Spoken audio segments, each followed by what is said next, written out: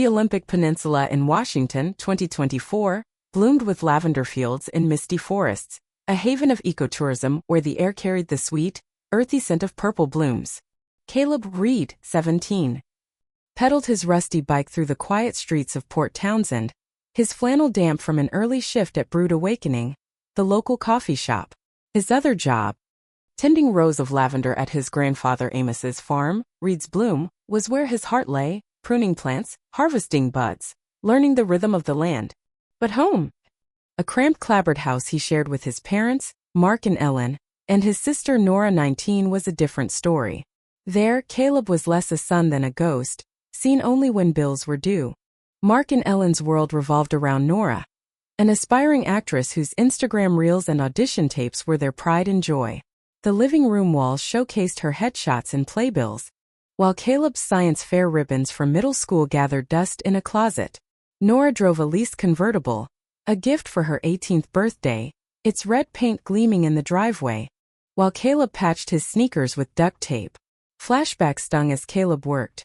At 14, he'd won a regional science fair with a model of sustainable irrigation, but his parents were in Seattle at Nora's theater debut, texting him a curt, "Good job."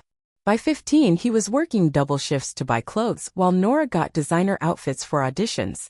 Now, he sent $250 monthly to his parents, believing it covered utilities, unaware it funded Nora's headshots and LA trips. At Brewed Awakening, Caleb found a friend in Lila, a 17-year-old barista with a quick laugh and a knack for viral TikToks. "You ever gonna post about your lavender stuff?" she asked, steaming milk as Caleb wiped counters. "Bet you'd get more likes than Nora's selfie spam." Her teasing warmed him, a rare moment of being seen. At Reed's Bloom, Tess, Amos's farm manager, taught him to distill lavender oil. Her no-nonsense demeanor softened by pride in his quick learning. "You've got a gift, Caleb," she said, trimming a bush. "Don't let your folks make you think otherwise." Amos, 72, with weathered hands and a quiet smile, treated Caleb like a partner, asking his opinion on crop rotations. The farm, with its rolling fields and cedar barn, felt more like home than his parents' house ever had.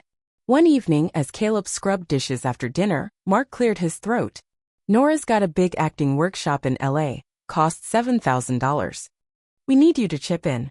Ellen nodded, scrolling Nora's Instagram. "It's her shot at Hollywood, Caleb. Huge opportunity." Caleb's stomach twisted. "I've been saving for college," he said, voice low. "Environmental science at State." Mark snorted. "Nora's career is an investment. You can take out loans." Nora breezed in, texting, oblivious. The dismissal hit hard. Caleb's dream of studying sustainable agriculture, of helping Reed's Bloom thrive, meant nothing to them. He nodded, agreeing to scrape together the money, his chest tight with the familiar ache of invisibility. He wanted their approval just once to matter as much as Nora did. Alone in his room, Caleb sketched plans for Reed's Bloom, a sustainable expansion with eco-tours and lavender products.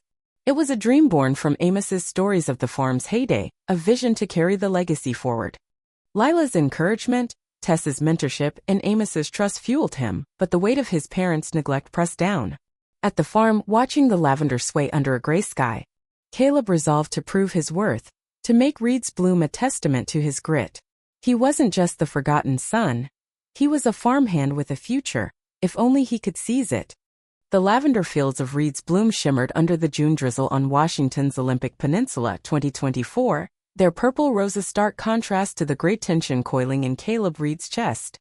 At 17, Caleb juggled early mornings pruning lavender with late-night steaming lattes at Brewed Awakening, his hands rough from farm work and his eyes heavy from exhaustion.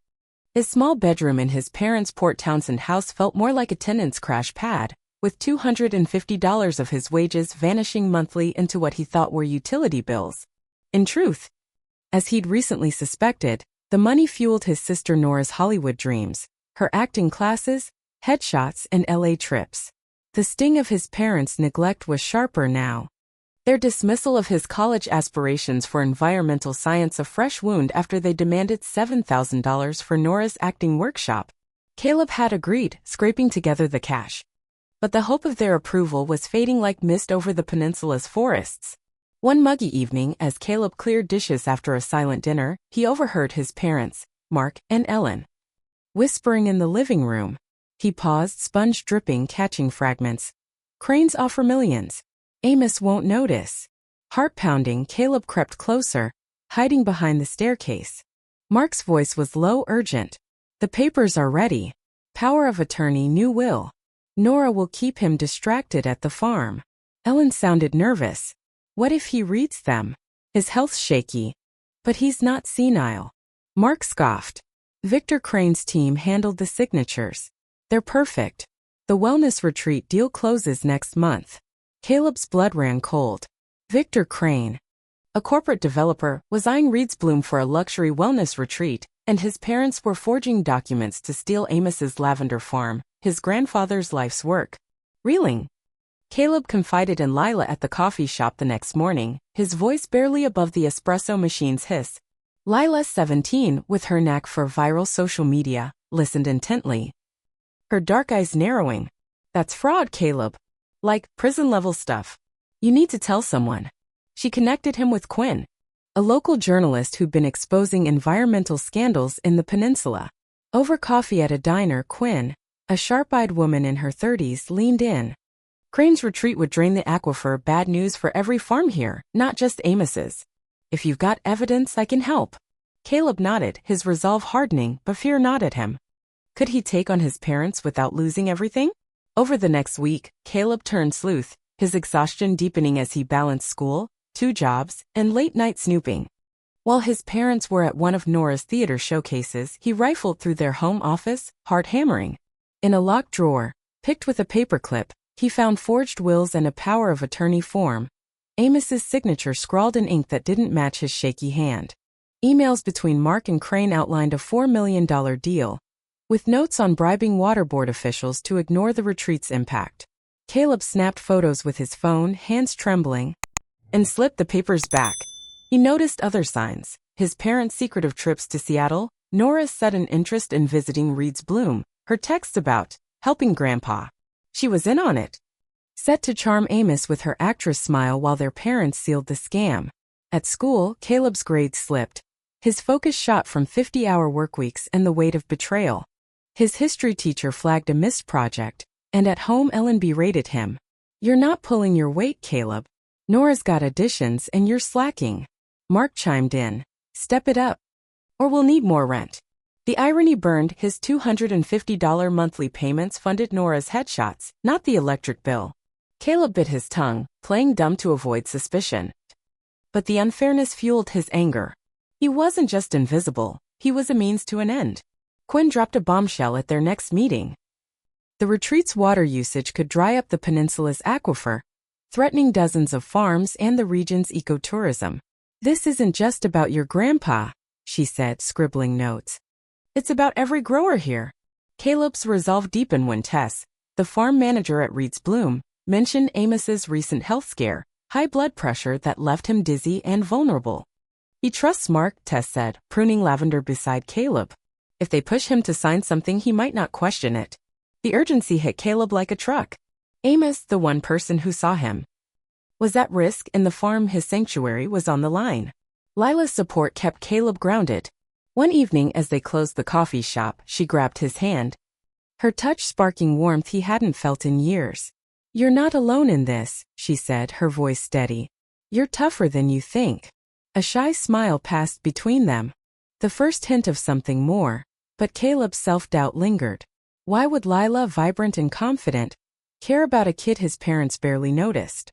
Still, her belief in him, paired with Quinn's plan to expose Crane, pushed him forward.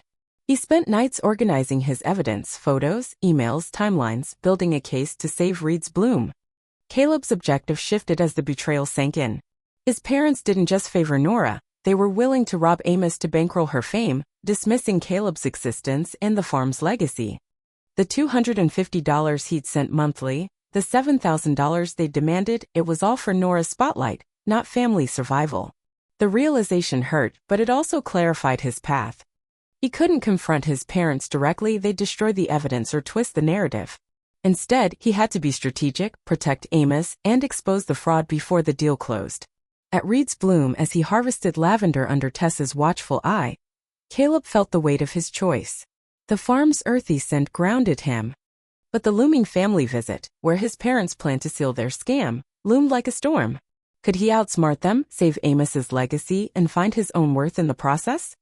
The Cedar Barn at Reed's bloom glowed under the late July sun, its weather beams a quiet testament to decades of lavender harvests on Washington's Olympic Peninsula, 2024. Caleb Reed, 17. Stood in the barn's shadow, his work boots caked with soil, his heart racing as his family's SUV crunched up the gravel drive. The visit to his grandfather Amos's lavender farm was no reunion. It was a stage for his parents, Mark and Ellen, to execute their fraud. Caleb's phone, tucked in his pocket, held photos of forged wills and emails proving they planned to transfer Reed's bloom to their names for Victor Crane's $4 million wellness retreat deal. A project that would drain the peninsula's aquifer. Nora, his 19-year-old sister, was complicit, her actress charm set to distract Amos while their parents slip him the papers. Caleb's evidence, gathered over sleepless weeks, was his weapon, but the risk of confronting his family felt like standing on a cliff's edge. The past week had been a blur of tension. Caleb's grades had tanked from juggling school, his barista job at Brood Awakening, and farm work, his exhaustion deepened by his parents scolding for not contributing enough to their household. His $250 monthly rent payments, he'd learned, funded Nora's Hollywood headshots, not utilities, and their demand for $7,000 for her acting workshop had cemented their betrayal. Lila, his co-worker and confidant, had bolstered his courage, her hand brushing his as she whispered, "You've got this." Quinn, the journalist, had armed him with knowledge. Crane's retreat threatened every farm in the region, and Amos's high blood pressure made him vulnerable to manipulation. Tess, the farm manager, had noticed Caleb's jumpiness, urging him to protect Amos. "He trusts you," she'd said, her pruning shears pausing. Now as his family arrived, Caleb knew it was time to act. Inside Amos's farmhouse, the air was thick with forced cheer. Mark complimented the lavender fields, his eyes glinting with greed. Ellen baked Amos's favorite oatmeal cookies, a calculated gesture, while Nora, in a sundress perfect for Instagram, gushed about the farm's vibes. Amos, 72, with his weathered face and kind eyes, seemed pleased but puzzled by the sudden attention. Caleb played along, pouring coffee, his stomach nodding as he watched Mark's briefcase, where the forged papers waited. After lunch, Nora pulled Amos to the porch, showing him her phone, clips of her auditions. Her laughter loud and practiced. Mark nodded to Ellen, who suggested, "Let's talk business, Dad. Just some estate planning." Caleb's pulse spiked. This was it. Slipping into the kitchen. Caleb texted Lila, "They're doing it now." Her reply was instant. "Stay sharp. You're not alone." He found Amos's old address book, dialed his great-aunt Ruth, and whispered the truth. Ruth, a sharp-tongued retiree who'd long distrusted Mark, promised to drive over. Caleb then approached Amos, pulling him aside as Nora's chatter faltered. "Grandpa, we need to talk." Alone. In the barn. Under the scent of dried lavender, Caleb showed Amos the photos, forged signatures, emails with Crane sticky notes plotting the scam. Amos's face hardened, his hands trembling not from age but rage. "My own son," he muttered. "How could they?" Back in the living room, Mark laid out the papers, his tone smooth. "Just routine stuff, Dad. Protects the farm for the future." Ellen smiled tightly, urging Amos to sign. Before Amos could respond, the door swung open. Ruth stormed in, her silver hair wild, followed by Amos's lawyer, Miss Harper, a no-nonsense woman in a blazer. Tess trailed behind, her presence grounding Caleb. "What's this?" Mark stammered, papers slipping. Amos sat, voice steady. "I know about the forgery, Mark. The will, the power of attorney. You're trying to sell my farm to Crane." Caleb stepped forward, voice shaking but clear. "I found the papers. Emails too. You practice Grandpa's signature. You don't care about him or me. Lila and Amos are my family now." Ellen gasped, clutching her necklace. "Caleb, how could you accuse us?" Mark's face reddened. "You went through our things? You ungrateful." Ruth cut him off, voice like steel. "Save it, Mark. I've seen the evidence. You're a disgrace." Miss Harper held up Caleb's photos, her tone icy. "This is fraud. Forgery. You're looking at prison time." Nora, silent until now, stammered, "I didn't know. They just said it was for the family." Her wide eyes met Caleb's, but he saw through her act. She'd known enough to play her part. Mark turned on Caleb. Venomous. You're no son of mine. You're done. Caleb stood tall, the words cutting but freeing. Good. I'm done with you too. Quinn, alerted by Lila, arrived with news. She'd organized a town hall that evening to rally against Crane's retreat, amplifying the pressure. The lawyer warned Mark and Ellen to leave or face immediate charges. Nora trailed them, texting furiously, her innocence unraveling. As their SUV sped off, Caleb's legs buckled, the weight of his stand crashing down. Amos gripped his shoulder. You saved the farm, kid. I'm proud. Ruth nodded, her scowl softening. You've got more spine than your father ever will. Caleb moved into Amos's guest house that night, his few belongings clothes. A notebook of farm sketches fitting in a duffel. He blocked his parents' and Nora's numbers, the act both painful and liberating. At Reed's Bloom, he threw himself into work. Learning distillation from Tess, his hands steadied despite the emotional toll. The town hall drew hundreds, with Quinn presenting Caleb's evidence, sparking outrage against Crane. The developer paused the retreat, citing community concerns, but Caleb received an anonymous text. Drop it, or accidents happen. Crane's threat chilled him, but Lila's voice echoed. You're not alone. As a high school senior, Caleb faced uncertainty. No college fund from his parents, no clear path. His savings were drained from their demands, and the farm's future, though safe for now, depended on outmaneuvering Crane. Yet cutting ties freed him from years of neglect. He wasn't invisible anymore, not to Amos, Tess, Lila, or Ruth. The town hall's energy lingered. A reminder that his fight wasn't just for Reed's Bloom but for the peninsula's farms. Caleb's objective crystallized. Save the farm, build a life with Amos, and prove his worth through action. In the barn sorting lavender buds, he felt a spark of purpose. He'd exposed his family's greed. Now he'd fight for something bigger. August 2024 draped Washington's Olympic Peninsula in golden light. The lavender fields of Reed's Bloom swang under a warm breeze. Caleb Reed, 17, stood in the farm's distillery, his hands steady as he adjusted the steam valve, the sweet, sharp scent of lavender oil filling the air. Under Tess's guidance, he'd mastered the art of distillation, turning purple buds into vials of liquid gold for Reed's Bloom's ecotourism market. The farm, saved from his parents' fraudulent scheme, was Caleb's sanctuary, a far cry from the Port Townsend house where he'd been invisible, paying $250 monthly rent while his sister, Nora, soaked up their parents' adoration. Now living in Amos's guest house, Caleb was rebuilding his life, but Victor Crane's threat, accidents happen, loomed like a storm cloud. Caleb's days were full, balancing senior year, farm work, and the fallout from exposing his parents, Mark and Ellen, and Nora's plan to forge documents and sell Reed's Bloom to Crane for a $4 million wellness retreat. The confrontation, backed by Amos, Tess, Great-Aunt Ruth, and a lawyer, had severed his family ties. At Brood Awakening, Lila, his barista confidant, sparked a new idea over coffee.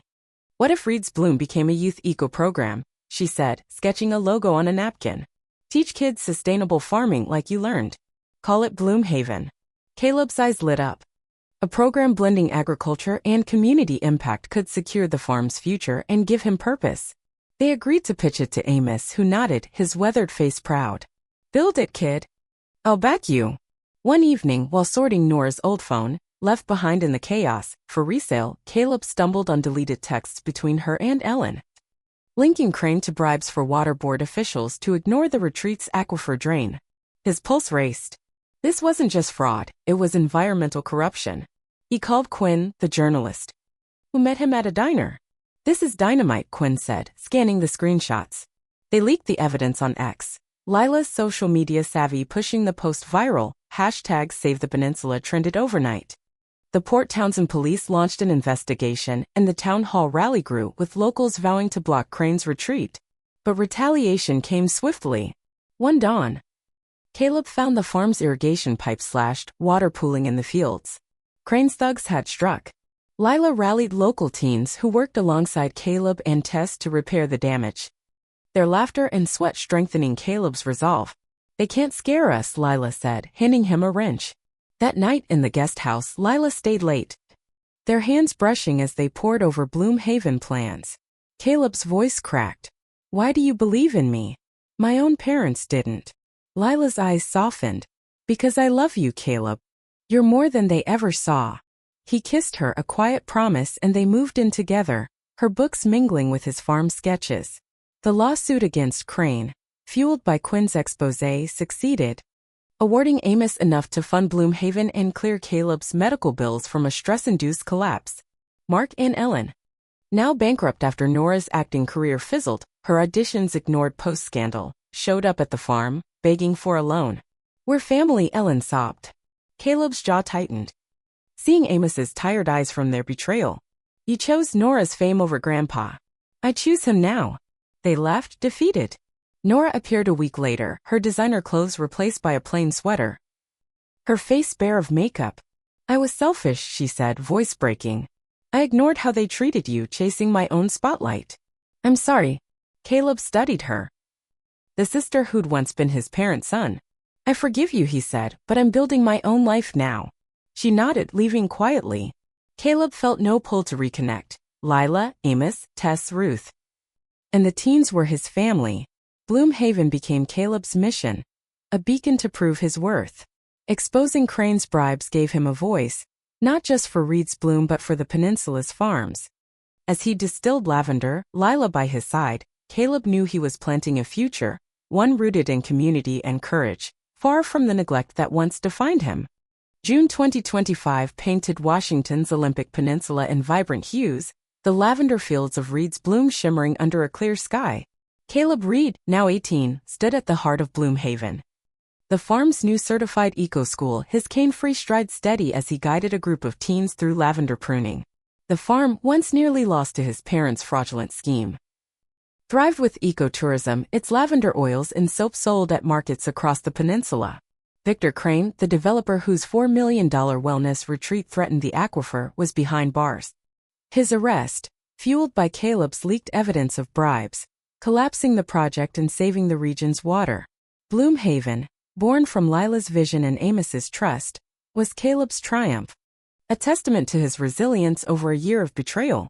Caleb's parents, Mark and Ellen, had faded into obscurity, scraping by on menial jobs at a gas station and a call center after their bankruptcy. Nora, his sister, once their golden actress, now taught drama at a community center. Her Hollywood dreams fizzled in the wake of the scandal. Caleb heard this through town gossip, feeling only a distant echo of pain. Their neglect, demanding his rent money, ignoring his pleas, forging Amos's will, had forged his resolve to build a new family with Amos, Lila, Tess, and Great-Aunt Ruth. Bloomhaven's opening drew hundreds, its barn transformed into classrooms where Caleb and Tess taught sustainable farming. The program's success earned a national grant, funding Caleb's environmental science degree at a nearby college. At the ribbon cutting, Caleb dedicated Bloomhaven to Amos and Lila, his voice steady. "They saw me when no one else did," he said. Lila's hand in his, Amos's nod warm with pride. The Port Townsend Lavender Festival became Bloomhaven's showcase, with teens displaying their handcrafted soaps and candles, their faces glowing as locals praised their work.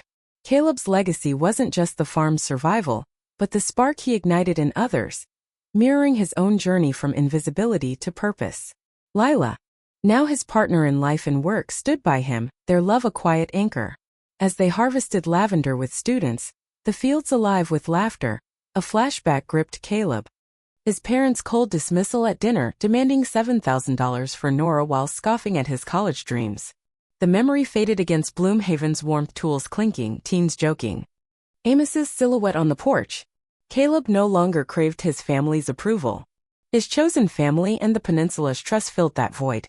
Caleb's journey, from a neglected son to a farmer and mentor, reflected resilience and self-worth. His parents' greed, undone by his courage, left them diminished, while Bloomhaven symbolized his new identity, forged from pain into purpose. As he clipped the lavender stalk, Lila smiled beside him. Caleb knew he'd preserved Amos's legacy and built his own. A harvest of community and courage that would endure.